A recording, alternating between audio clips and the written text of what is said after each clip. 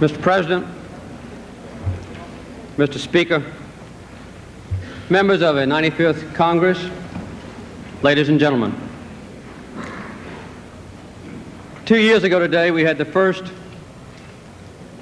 caucus in Iowa. And 1 year ago tomorrow, I walked from here to the White House to take up the duties of President of the United States. I didn't know it then when I walked, but I've been trying to save energy ever since. I return tonight to fulfill one of those duties of the Constitution, to give to the Congress and to the nation information on the state of the Union. Militarily, politically, economically, and in spirit, the state of our Union is sound.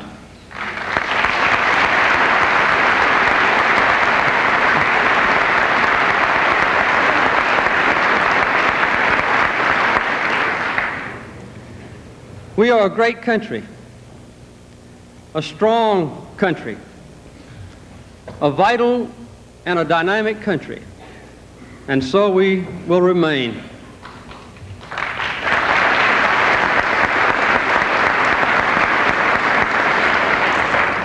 We are a competent people and a hard-working people, a decent and a compassionate people, and so we will remain.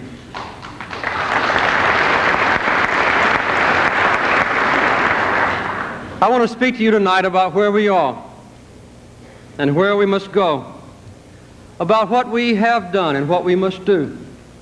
And I want to pledge to you my best efforts and ask you to pledge yours.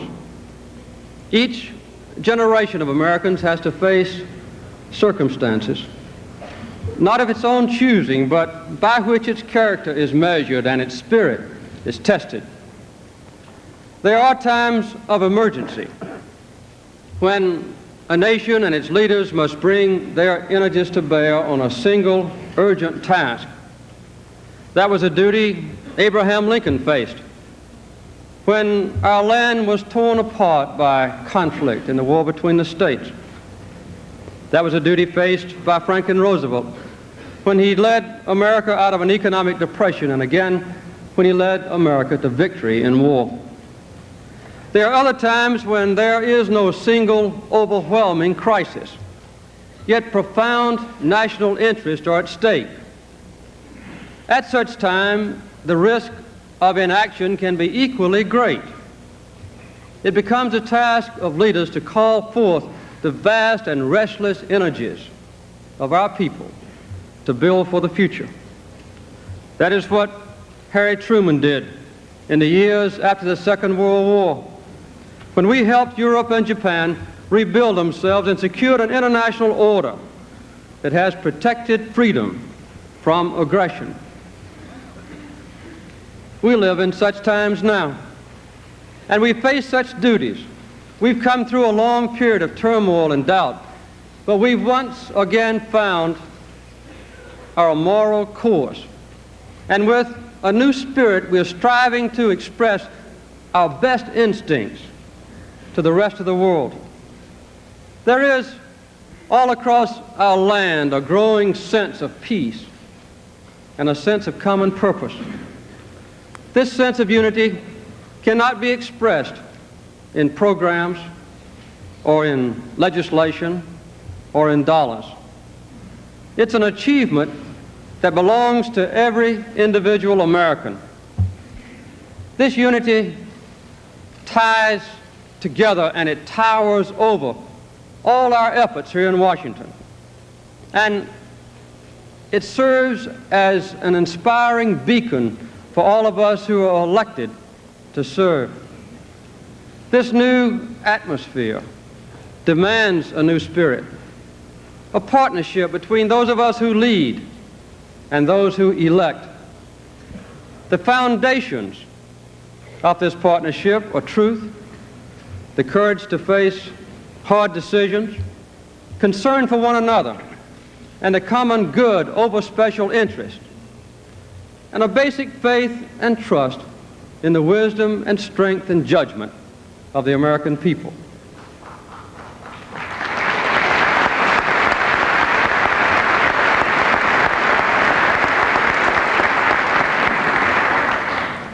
For the first time in a generation, we are not haunted by a major international crisis or by domestic turmoil.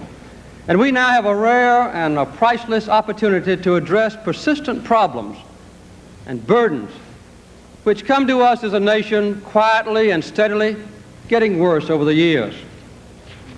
As President, I've had to ask you, the members of Congress, and you, the American people, to come to grips with some of the most difficult and hard questions facing our society. We must make a maximum effort, because if we do not aim for the best, we are very likely to achieve little. I see no benefit to the country if we delay, because the problems will only get worse. We need patience and goodwill, but we really need to realize that there is a limit to the role and the function of government.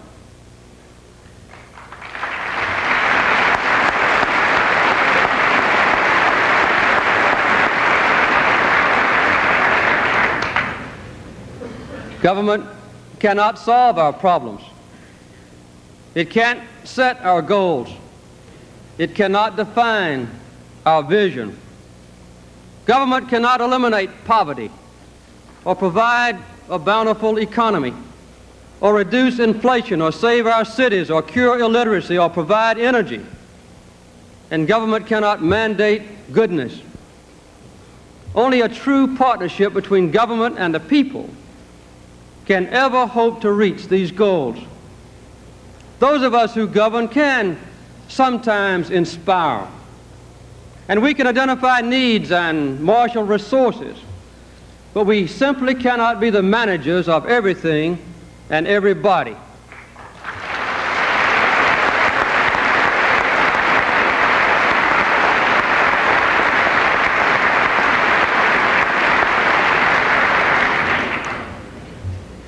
We, here in Washington, must move away from crisis management, and we must establish clear goals for the future, immediate and the distant future, which will let us work together and not in conflict. Never again should we neglect a growing crisis like the shortage of energy, where further delay will only lead to more harsh and painful solutions. Every day we spend more than $120 million for foreign oil. This slows our economic growth. It lowers the value of the dollar overseas, and it aggravates unemployment and inflation here at home. Now we know what we must do: increase production,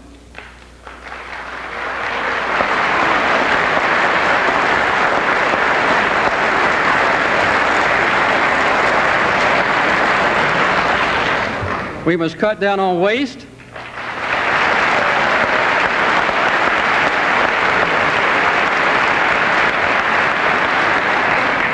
and we must use more of those fuels which are plentiful and more permanent.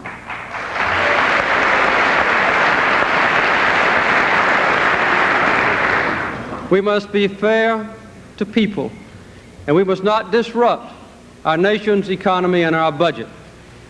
Now, that sounds simple, but I recognize the difficulties involved. I know that it is not easy for the Congress to act, but the fact remains that on the energy legislation, we have failed the American people. Almost 5 years after the oil embargo dramatized the problem for us all, we still do not have a national energy program. Not much longer can we tolerate this stalemate. It undermines our national interests both at home and abroad. We must succeed, and I believe we will.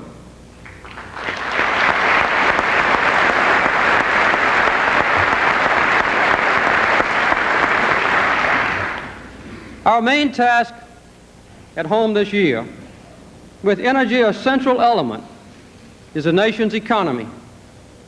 We must continue the recovery and further cut unemployment and inflation. Last year was a good one for the United States. We reached all of our major economic goals for 1977. 4 million new jobs were created, an all-time record, and the number of unemployed dropped by more than 1 million.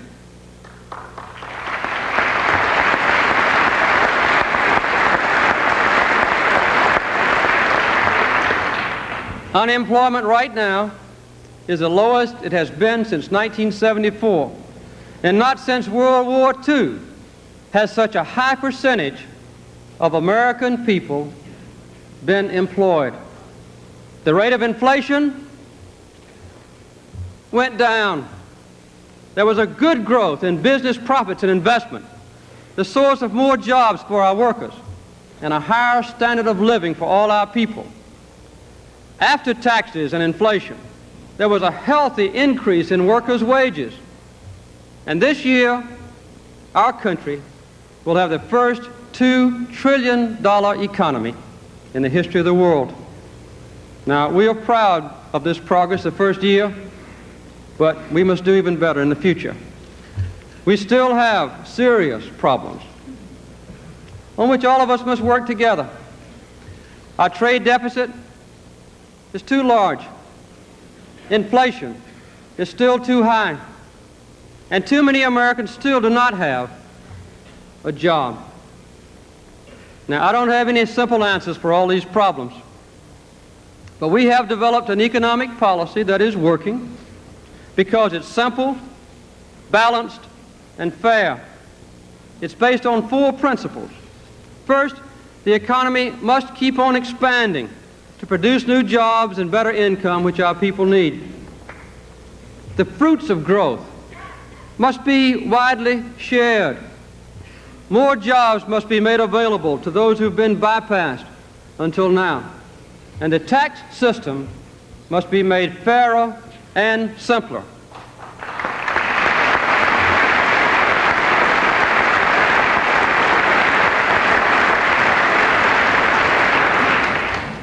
Secondly, private business, and not the government, must lead the expansion in the future.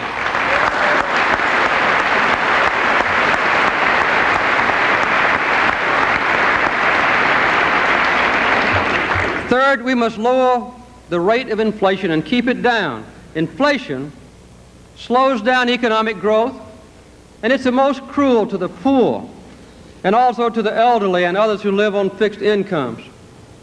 And fourth, we must contribute to the strength of the world economy. I will announce detailed proposals for improving our tax system later this week. We can make our tax laws fairer. We can make them simpler and easier to understand. And at the same time, we can and we will reduce the tax burden on American citizens by $25 billion.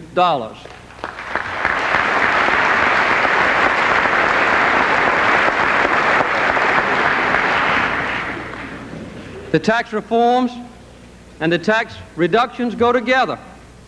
Only with the long overdue reforms will the full tax cut be advisable.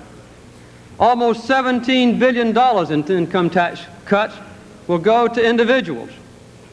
96% of all American taxpayers will see their taxes go down.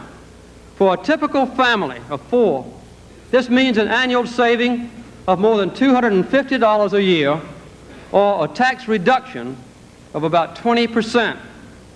A further $2 billion cut in excise taxes will give more relief and also contribute directly to lowering the rate of inflation.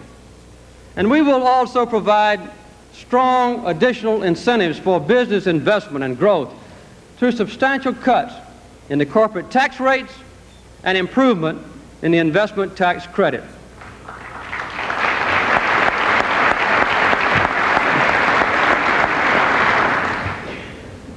Now, these tax proposals will increase opportunity everywhere in the nation.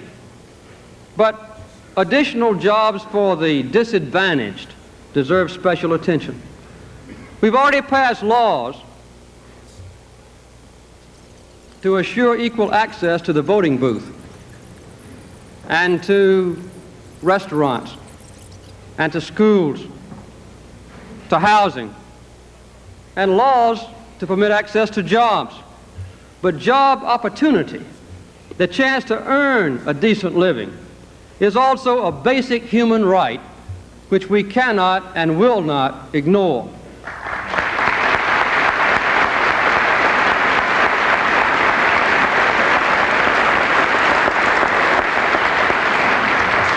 A major priority for our nation is the final elimination of the barriers that restrict the opportunities available to women and also to black people and Hispanics and other minorities. We've come a long way toward that goal, but there's still much to do. What we inherited from the past must not be permitted to shackle us in the future.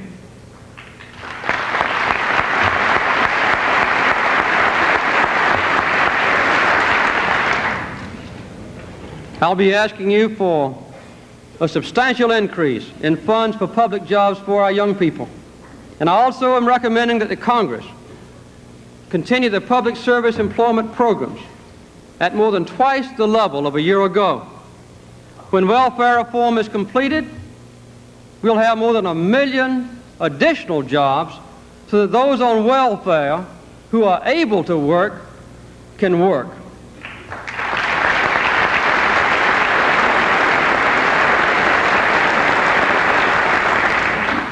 However, again, we know that in our free society, private business is still the best source of new jobs.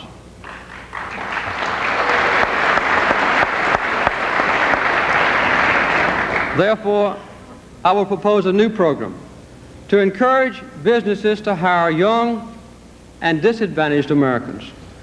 These young people only need skills and a chance in order to take their place in our economic system. Let's give them a chance they need. A major step in the right direction would be the early passage of a greatly improved Humphrey-Hawkins bill.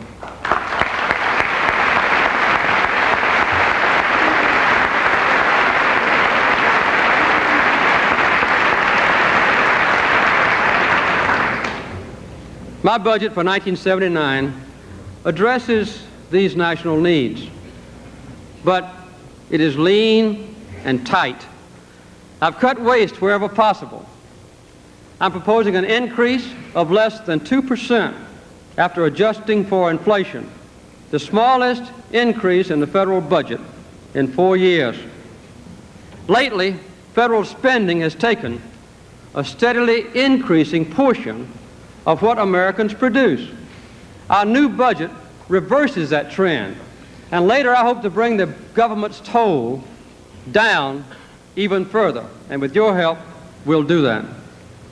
In time of high employment and a strong economy, deficit spending should not be a feature of our budget.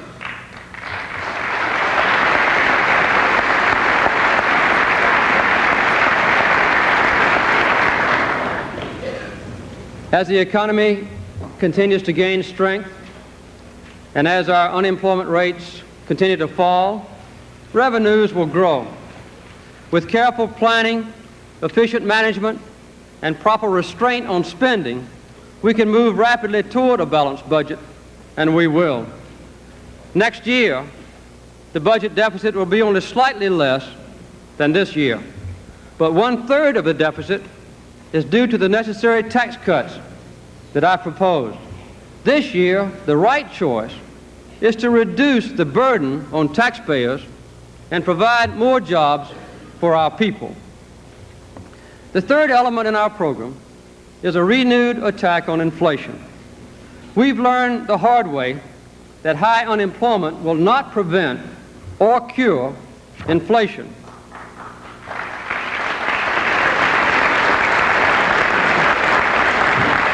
Government Government can help us by stimulating private investment and by maintaining a responsible economic policy.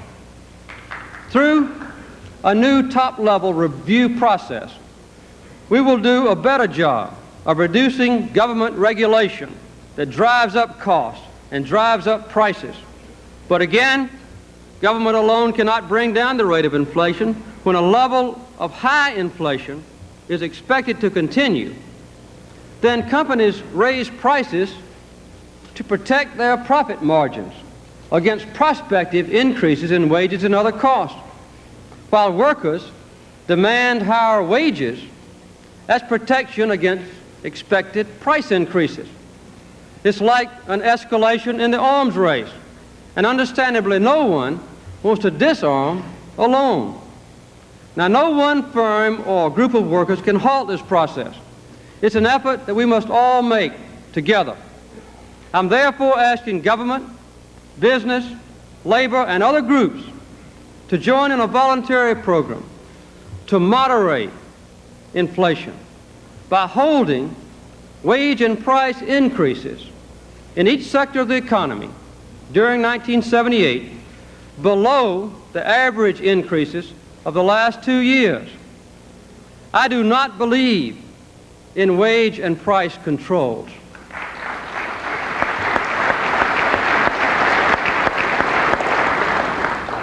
A sincere commitment to voluntary constraint provides a way, perhaps the only way, to fight inflation without government interference. As I came in the Capitol tonight, I saw the farmers, my fellow farmers, standing out in the snow. I'm familiar with their problem, and I know from Congress action that you are too. When I was running Carter's warehouse, we had spread on our own farms 5, 10, 15 fertilizer for about $40 a ton. The last time I was home, the price was about $100 a ton.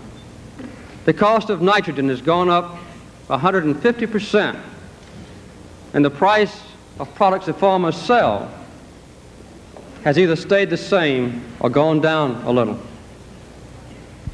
Now, this past year, 1977, you, the Congress, and I together passed a new Agricultural Act. It went into effect October the 1st. It'll have its first impact on the 1978 crops. It will help a great deal. It'll add $6.5 billion or more to help the farmers with their price supports and target prices. Last year we had the highest level of exports of farm products in the history of our country, $24 billion. We expect to have more this year. We'll be working together, but I think it's incumbent on us to monitor very carefully the farm situation and continue to work harmoniously with the farmers of our country. What's best for the farmers, the farm families in the long run, is also best for the consumers of our country.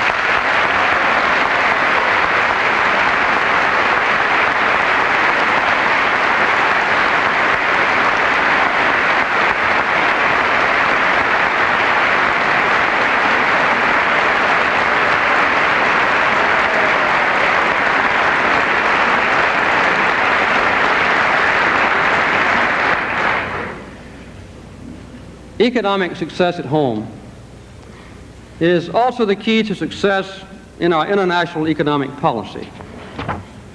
An effective energy program, strong investment and productivity, and controlled inflation will provide our trade balance and balance it. And it will help to protect the integrity of the dollar overseas. By working closely with our friends abroad, we can promote the economic health of the whole world. And with fair and balanced agreements, lowering the barriers to trade. Despite the inevitable pressures that build up when the world economy suffers from high unemployment, we must firmly resist the demands for self-defeating protectionism. But free trade must also be fair trade.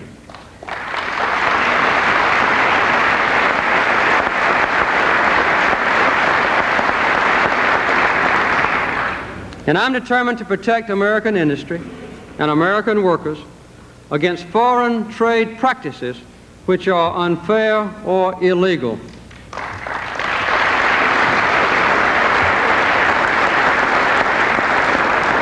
In a separate written message to Congress, I've outlined other domestic initiatives, such as welfare reform, consumer protection, basic education skills, urban policy, reform of our labor laws, and national health care later on this year. I will not repeat these tonight, but there are several other points that I would like to make directly to you.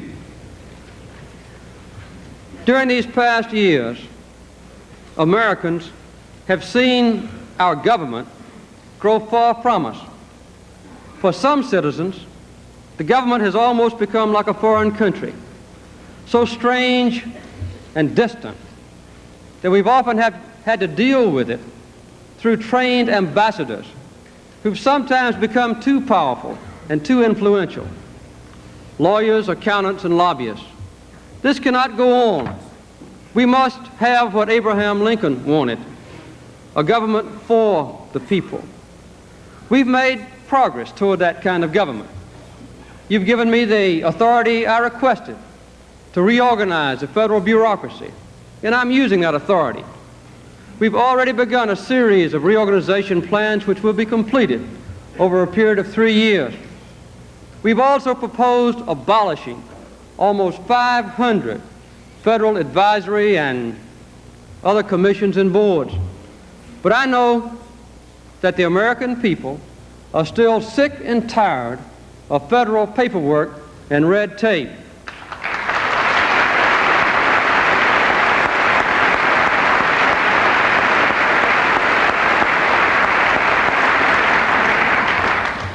Bit by bit, we are chopping down the thicket of unnecessary federal regulations by which government too often interferes in our personal lives and our personal business. We've cut the public's federal paperwork load by more than 12% in less than a year, and we are not through cutting. We've made a good start on turning the gobbledygook of federal regulations into plain English that people can understand.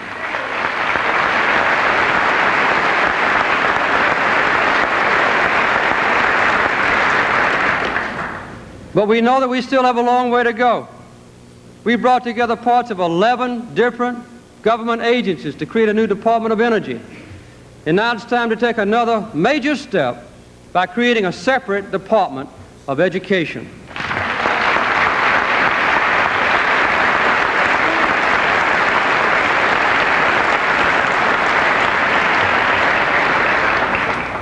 But even the best organized government will only be as effective as the people who carry out its policies. For this reason, I consider civil service reform to be absolutely vital. Worked out with the civil servants themselves, this reorganization plan will restore the merit principle to a system which has grown into a bureaucratic maze. It will provide greater management flexibility and better rewards for better performance without compromising job security. Then and only then can we have a government that is efficient, open, and truly worthy of our people's understanding and respect. I have promised that we will have such a government, and I intend to keep that promise.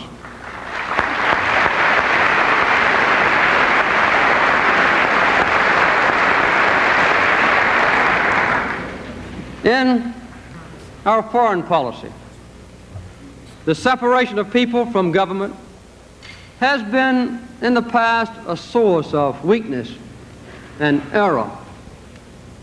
In a democratic system like ours, foreign policy decisions must be able to stand the test of public examination and public debate. If we make a mistake in this administration, it will be on the side of frankness and openness with the American people. In our modern world, when the deaths of literally millions of people can result from a few terrifying seconds of destruction, the path of national strength and security is identical to the path of peace. Tonight, I am happy to report that because we are strong, our nation is at peace with the world.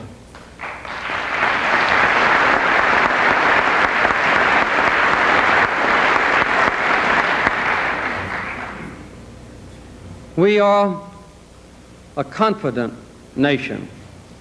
We've restored a moral basis for our foreign policy.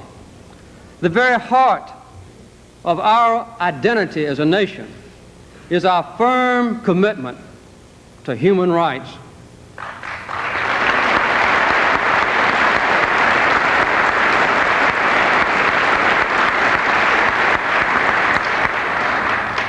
We stand for human rights because we believe that government has as a purpose to promote the well-being of its citizens. This is true in our domestic policy. It's also true in our foreign policy. The world must know that in support of human rights, the United States will stand firm. We expect no quick or easy results, but there has been significant movement toward greater freedom and humanity in several parts of the world. Thousands of political prisoners have been freed. The leaders of the world, even our ideological adversaries, now see that their attitude toward fundamental human rights affects their standing in the international community, and it affects their relations with the United States. To serve the interest of every American, our foreign policy has three major goals. The first and prime concern is and will remain the security of our country.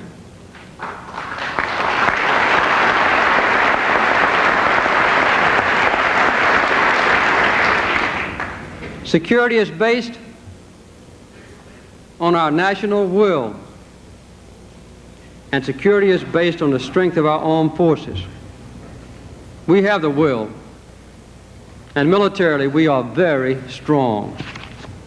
Security also comes to the strength of our alliances. We have reconfirmed our commitment to the defense of Europe, and this year we will demonstrate that commitment by further modernizing and strengthening our military capabilities there. Security can also be enhanced by agreements with potential adversaries which reduce the threat of nuclear disaster while maintaining our own relative strategic capability. In areas of peaceful competition with the Soviet Union, we will continue to more than hold our own. At the same time, we are negotiating with quiet confidence, without haste, with careful determination, to ease the tensions between us and to ensure greater stability and security. The strategic arms limitation talks have been long and difficult. We want a mutual limit on both the quality and the quantity of the giant nuclear arsenals of both nations. And then we want actual reductions in strategic arms as a major step toward the ultimate elimination of nuclear weapons from the face of the earth.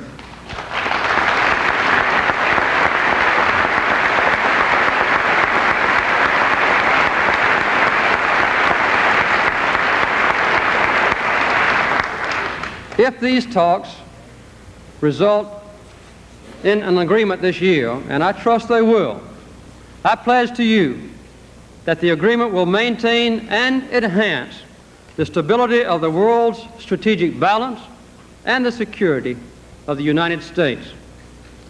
For 30 years, concerted but unsuccessful efforts have been made to ban the testing of atomic explosives, both military weapons and peaceful nuclear devices.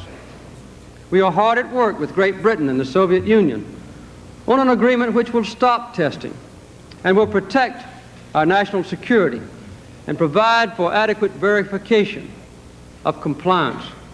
We are now making I believe, good progress toward this comprehensive ban on nuclear explosions.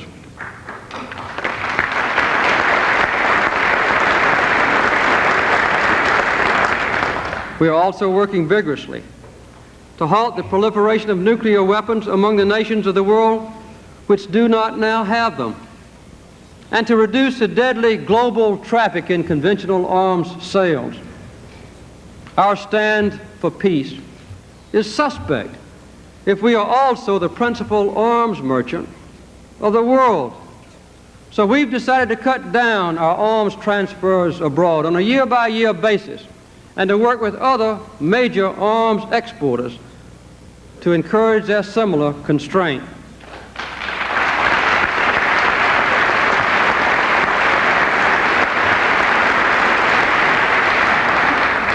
Every American has a stake in our second major goal, a world at peace.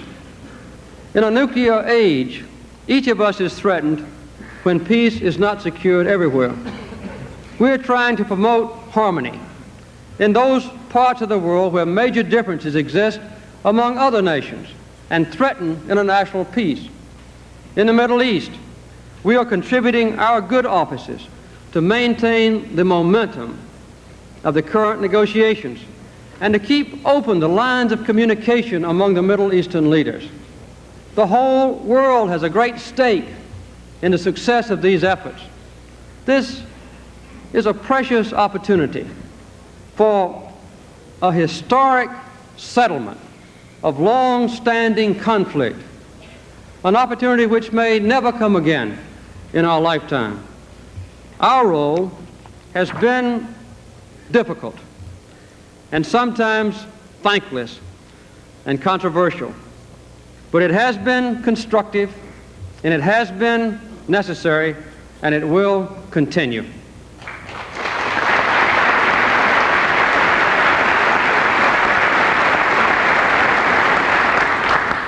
Our third major foreign policy goal is one that touches the life of every American citizen every day: world economic growth and stability. This requires strong economic performance by the industrialized democracies like ourselves and progress in resolving the global energy crisis. Last fall, with the help of others, we succeeded in our vigorous efforts to maintain the stability of the price of oil.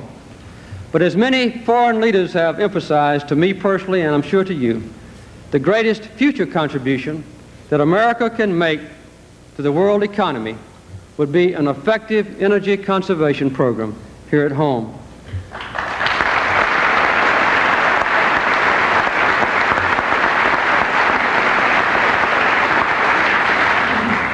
We will not hesitate to take the actions needed to protect the integrity of the American dollar.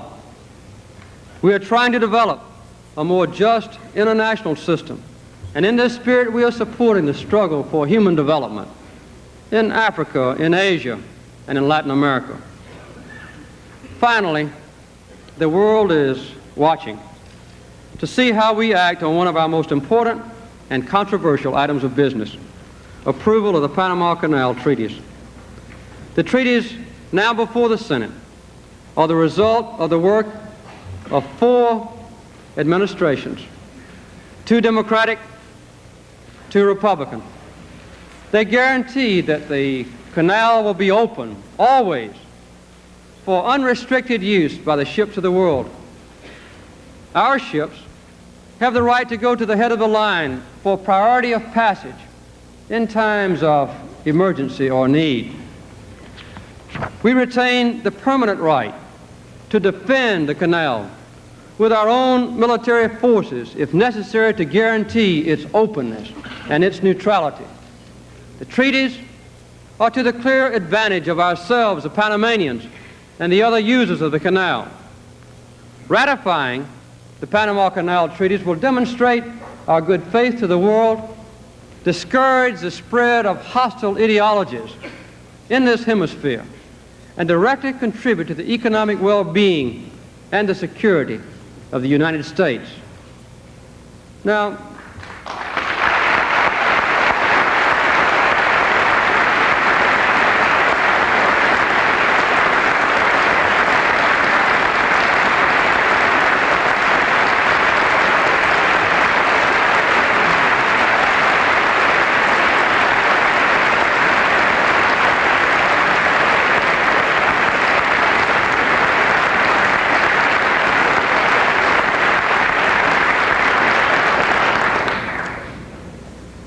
I have to say that that's very welcome applause. There were two moments on my recent journey which, for me, confirmed the final aims of our foreign policy and what it always must be. One was in a little village in India, where I met a people as passionately attached to their rights and liberties as we are, but whose children have a far smaller chance for good health, or food, or education, or human fulfillment than a child born in this country. The other moment was in Warsaw, capital of a nation twice devastated by war in this century. There, people have rebuilt the city which war's destruction took from them. But what was new only emphasized clearly what was lost. What I saw in those two places crystallized for me the purposes of our own nation's policy to ensure economic justice, to advance human rights, to resolve conflicts without violence, and to proclaim in our great democracy our constant faith in the liberty and dignity of human beings everywhere.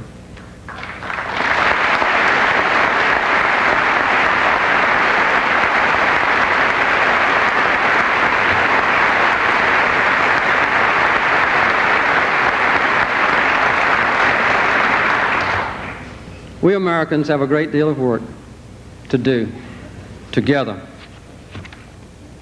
In the end, how well we do that work will depend on the spirit in which we approach it.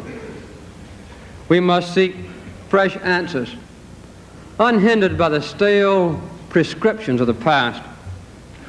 It has been said that our best years are behind us, but I say again that America's best is still ahead.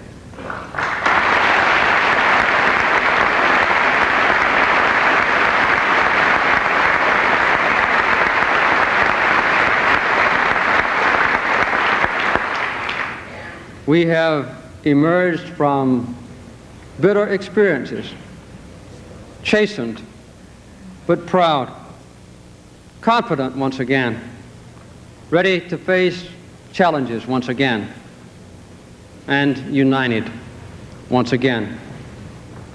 We come together tonight at a solemn time. Last week, the Senate lost a good and honest man, Lee Metcalf of Montana. And today, the flag of the United States flew at half-mast from this Capitol and from American installations and ships all over the world in mourning for Senator Hubert Humphrey, because he exemplified so well the joy and the zest of living. His death reminds us not so much of our own mortality, but of the possibilities offered to us by life. He always looked to the future with a special American kind of confidence, of hope and enthusiasm. And the best way that we can honor him is by following his example. Our task, to use the words of Senator Humphrey, is, quote, reconciliation, rebuilding, and rebirth, unquote. Reconciliation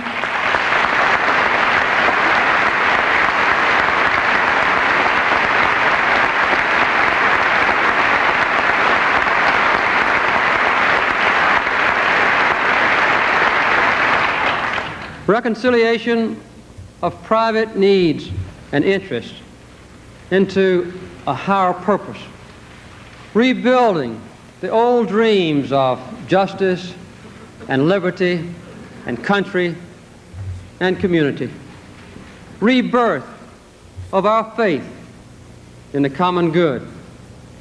Each of us here tonight, and all who are listening in your homes, must rededicate ourselves to serving the common good.